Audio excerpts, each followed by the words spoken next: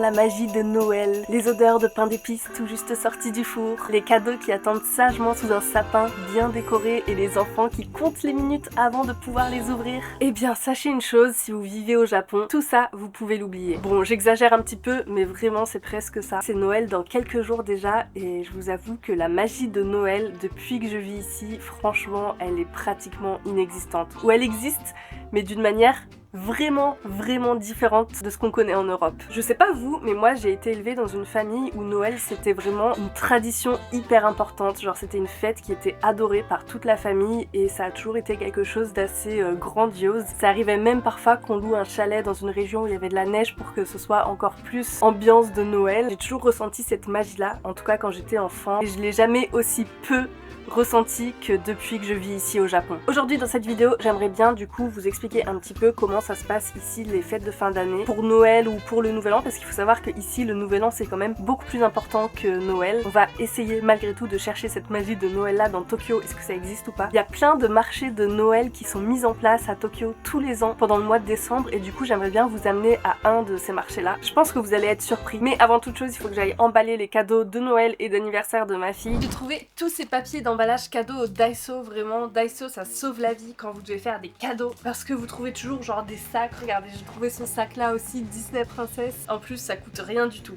Bref, elle a plein de cadeaux. Forcément, je vous ai dit, ça va être son anniversaire et Noël en même temps. Regardez-moi tout ça, elle va être trop contente. On lui a trouvé aussi une peluche de Forky dans Toy Story. Et voilà, je vous présente Fourchette. Une petite maison de poupée, la Reine des Neiges. Enfin voilà, il y a plein de trucs. Je pense qu'avec ça, elle sera émerveillée.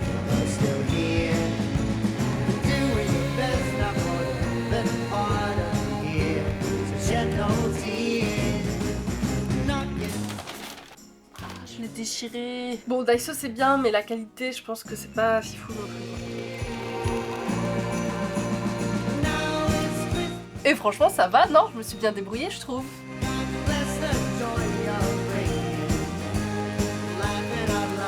Ça devient vraiment de plus en plus moche, hein, c'est terrible.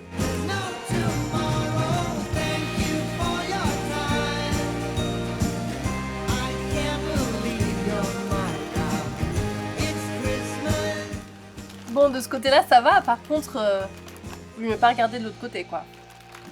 Et voilà tous les petits cadeaux qu'on a fait à Minnie, et encore c'est pas fini, on doit encore en recevoir à la maison. Allez, je vais mettre tout ça dans le sac et je vais bien les cacher pour pas qu'elle tombe dessus avant. Nouvelle journée, on va au marché de Noël, oui! Et regardez, je viens de me garer dans un parking de vélo immense. Est-ce que vous avez ça en France aussi? On parle souvent de la Hollande, mais je trouve quand même que le Japon, ils sont vraiment pas mal aussi niveau utilisation de vélo. Il y a vraiment énormément de gens qui se déplacent en vélo ici, en tout cas dans Tokyo. Et regardez, ils ont même mis un petit Merry Christmas. On sent un petit peu la magie de Noël ou pas là?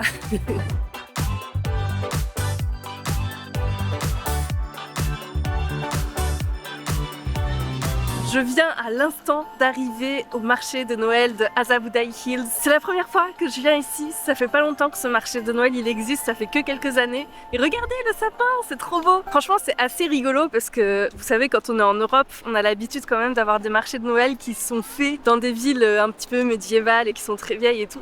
Et là comme c'est un complexe de bâtiments très haut déjà, regardez-moi ça, et surtout qui est très récent, bah, ça fait un mix un petit peu bizarre. Mais écoutez, c'est intéressant en tout cas, c'est une ambiance de Noël un petit peu différente de ce qu'on a d'habitude quoi.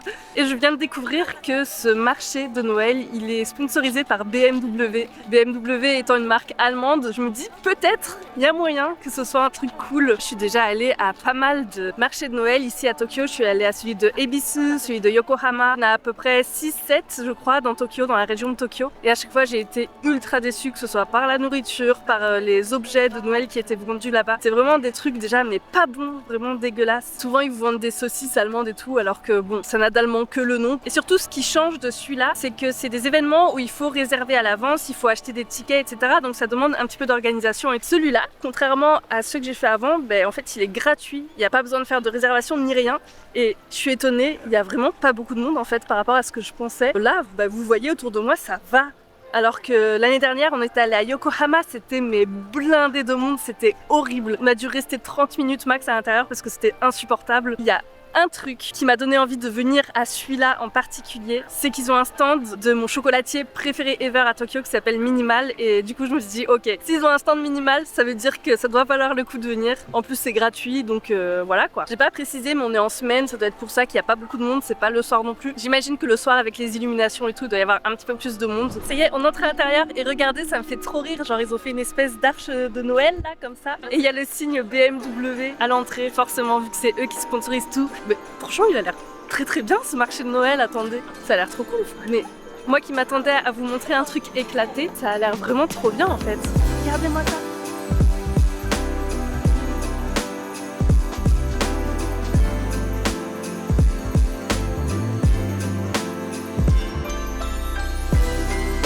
Bon ok, là je dois vous avouer que je suis un petit peu subjuguée par ce marché de Noël. Franchement, je pense que c'est le meilleur que j'ai fait depuis que je suis arrivée au Japon. En 8 ans de Japon, ça m'a l'air très prometteur. J'ai pas encore essayé, donc je peux pas vous donner un avis vraiment objectif. Ça ruine un petit peu ma vidéo parce que moi je voulais vous montrer à quel point c'était un petit peu éclaté ici au Japon. Alors qu'en fait, finalement, ici ça a l'air d'être trop bien quoi. Bon bah, c'est pas grave. Vaut mieux ça que le contraire, hein, vous me direz. Je me suis pris un petit plat de langue de bœuf mijotée. Ça a l'air exceptionnel, ça a coûté 1600 yens. C'est un peu cher, mais il faut savoir qu'au Japon, la langue de bœuf, c'est un mets assez prisé quand même. Là, il y a du vent, il y a tout qui s'envole. Oh mon Dieu! Avec le vent froid, ça va vraiment me faire du bien, ça. Ah oui, ok, on n'est pas sur le même level que les autres marchés de Noël, là, vraiment. Oh. C'est hyper fondant, mais c'est vraiment trop bon, en fait. Waouh! Écoutez, je suis ravie. Je suis vraiment impressionnée par la qualité des produits que je suis en train de manger là. En plus, j'ai pris un resto un petit peu au hasard, là où il n'y avait pas beaucoup de monde. Et je suis vraiment pas déçue, c'est extrêmement bon, très goûtu. Ça me fait penser un petit peu au plat qu'on a en France. Ça fait vraiment penser à un ragoût français même. Mais je me demande, je suis pas sûre qu'en France, sur les marchés de Noël, vous trouviez de la langue de bœuf. Dites-moi si je me trompe, mais je crois pas que ce soit trop la spécialité, non. Vous savez, ce que j'observe là autour de moi, c'est qu'il y a beaucoup de copines qui viennent entre elles. Et j'ai l'impression qu'en fait, ici, Noël, c'est pas vraiment une fête qu'on va fêter en famille, comme ce qu'on peut faire traditionnellement en France. Ici, c'est plus genre une occasion de sortir avec ses amis, de faire un date entre amoureux. J'ai vu quelques familles, mais pas tant que ça. Et bon, là, c'est pas encore Noël, c'est juste un marché de Noël. Mais même genre le 24 au soir ou le 25, généralement, c'est pas comme en France où on va avoir toute la famille qui va se joindre pour faire un repas super bon et tout. Généralement, c'est pas trop ça. J'ai demandé à Mitsu, lui, avant qu'on se connaisse et tout, qu'est-ce qu'il visait pour Noël. Et il m'a dit qu'en fait, il l'avait jamais fêté en venant au Japon. C'est que depuis qu'on s'est rencontrés, en fait, qu'il fête vraiment Noël à proprement parler. Quand il était avec ses ex, il faisait à la limite un date, mais il m'a dit j'ai dû faire ça, aller peut-être 1 ou 2 fois, mais à part ça, vraiment Noël, ça n'existait plus pour lui quoi. Ben voilà, ça a été défoncé en 2 minutes chrono, mais c'était vraiment très bon. Par contre, j'ai pas parlé de la petitesse du marché, c'est vraiment minuscule, hein. Il y a 17 stands au total, donc c'est vraiment rien. Regardez, c'est juste là, Minimal.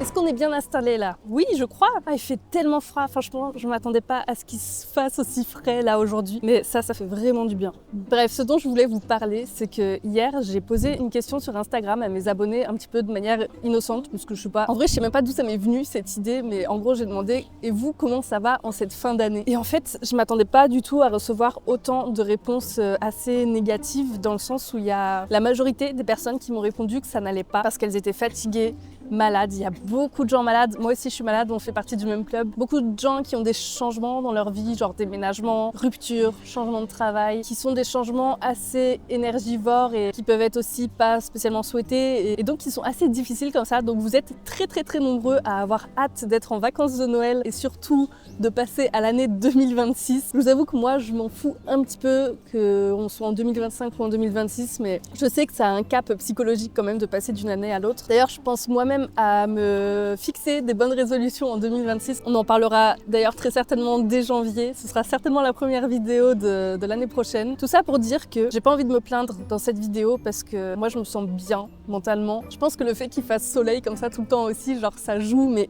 énormément sur ma psychologie parce que je me souviens par exemple quand j'étais passée de Marseille à Paris, j'avais fait une petite déprime les premières années en tout cas quand on passait en automne, en hiver parce qu'il faisait tout le temps moche, il pleuvait, il faisait froid, j'avais pas envie de sortir à l'extérieur. J'ai plus du tout ça à Tokyo maintenant. Mais par contre, à côté de ça, comme c'est pas vraiment le même climat et tout, enfin, c'est le même climat mais il fait plus ensoleillé, enfin vous avez compris, genre il n'y a pas de neige et tout. Est-ce que vous avez l'impression qu'on retrouve cette magie de Noël là ici dans ce beau marché parce que tous les stands ils sont exceptionnels donc c'est vraiment une super bonne surprise mais le fait déjà de venir toute seule et le fait que ce soit en plein cœur de Tokyo, qu'il y ait les grands buildings derrière et tout. Moi je vous avoue que je sais pas trop, genre ça me coupe un petit peu de ce qu'on devrait ressentir normalement dans ce genre de moment-là. Mais après dans tous les cas, je peux pas en vouloir aux Japonais de pas savoir créer la même ambiance que ce qu'on a en France parce que c'est tout simplement pas leur culture de base. Je sais plus si j'en parlais en début de vidéo ou pas, mais ici c'est surtout le Nouvel An qui est très important et c'est à cette période-là de l'année que toute la famille va se rassembler et passer les fêtes ensemble, faire des repas, des super bons repas et tout. Genre c'est pas Noël, c'est plus le Nouvel An ici qui est une fête importante. En fait, je me rends compte d'un truc là en éditant la vidéo, c'est que j'ai oublié de vous expliquer l'essentiel du pourquoi c'est le Nouvel An, la grande fête de l'année ici. Déjà parce que c'est un moment où il y a tout le pays littéralement qui se met en pause, il y a beaucoup de gens qui rentrent chez leurs parents, on se retrouve en famille. Ici c'est hyper symbolique, on termine l'année, on fait le grand ménage, on mange des plats traditionnels du Nouvel An, on fait souvent la première visite au temple aussi, au sanctuaire, pour souhaiter la santé et la chance pour l'année à venir. Donc Noël ici c'est plus ambiance romantique, commerciale même on pourrait dire, mais le Shogatsu c'est vraiment la famille, les traditions et le nouveau départ en gros. Voilà, c'était la petite réflexion de la semaine de Fanny. En fait, pour vous dire toute la vérité sur la vidéo de cette semaine,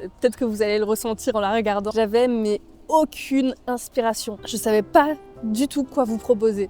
Et c'est fou parce que j'ai une liste de sujets que j'ai envie de traiter avec vous, mais c'est des sujets qui sont un peu lourds et déprimants et je me suis dit vas-y, si en plus déjà il y a tout le monde qui se sent pas spécialement bien psychologiquement et tout, j'ai pas en plus envie de rajouter une note négative à votre vie et même je sais pas si ce genre de vidéo là ça a vraiment sa place sur ma chaîne ou pas. Par exemple, une des choses dont j'aimerais bien vous parler, c'est le phénomène des personnes qui meurent seules chez elles. Vous voyez ce genre de sujet là qui est vraiment ultra déprimant. Donc bon, je sais pas, dites-moi ce que vous en pensez. Est-ce que ça vous intéresserait que je vous fasse genre des sujets de société comme ça qui se passent au Japon? Ou est-ce que vous avez l'impression que c'est des choses qui sont déjà un petit peu vues et revues par d'autres youtubeurs? Voilà, je pense que c'est important d'avoir votre avis aussi.